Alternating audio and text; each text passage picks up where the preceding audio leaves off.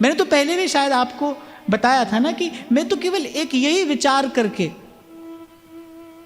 अब बहुत कम जाता हूं, क्योंकि भाई हम जाते हैं तो कितना भी हम मना करें, जो सामने खड़ा है वो 10 लोगों को हटाता है वहां से।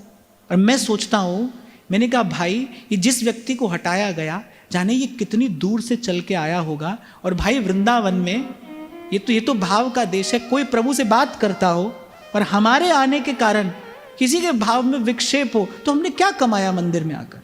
बड़ी बड़ी सावधानी से मंदिर में जाना चाहिए। चतुर्भुज दास जी महाराज ने तो पूरा एक प्रकरण कहा इस पर द्वादश यश में, सावधान हरि सदन सिधारे। सावधान होकर श्री जी के सन्मुख जाना चाहिए।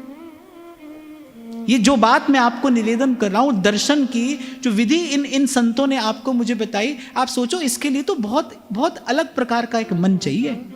जब श्री जी के सन्मुख आप जा रहे हैं तो किसी और ही भाव से जाना है हमें। तो हम खींचातानी करके ले देकर किसी से अपना संबंध बनाएंगे, किसी से बिगाड़ेंगे, और फिर ऐसी बहुत खींचातानी करके अपनी व्यवस्था करके हम जाते कि भाई किसी प्रकार हमको आगे दर्शन हो जाए। हाँ ठीक है, आपको जब तक आपका मन रुचता है आप करते रहिए, पर इससे कोई बहुत अधिक भावनात्मक लाभ नहीं होता। मैं आपको केवल इतना कह रहा हूं।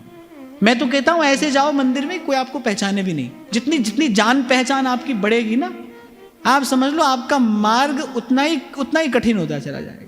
महाराज जी ने एक बार मुझे कहा था, बोले कि भाई जैसे कांटों के झाड़ में गुलाब का फूल होता है ना, और फूल लेने वाला कांटों से बचता बचता फूल तक पहुंचता है, ऐसे ही हमारे राधा वल्लभ ला रहे ना कांटों के झाड़ में लगा हुआ गुलाब का फूल है। अब सबसे बचते बचते उन तक पहुंचना है। मंदिर में जाना है तो केवल श्री जी के लिए जाना है।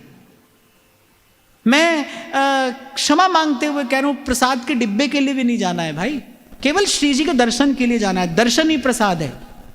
दर्शन से बड़ा क्या प्रसाद है?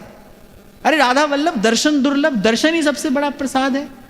देवता दर्शन को तरसे, इससे बड़ा क्या प्रसाद है? हमको तो मंदिर में एक ऐसा मन लेकर जाना है कि बस श्री जी का वो रूप रस नेत्र पुटों से पान करें और हृदय लबालब उस सुख से, उस रस से, उस आनंद से भर जाए।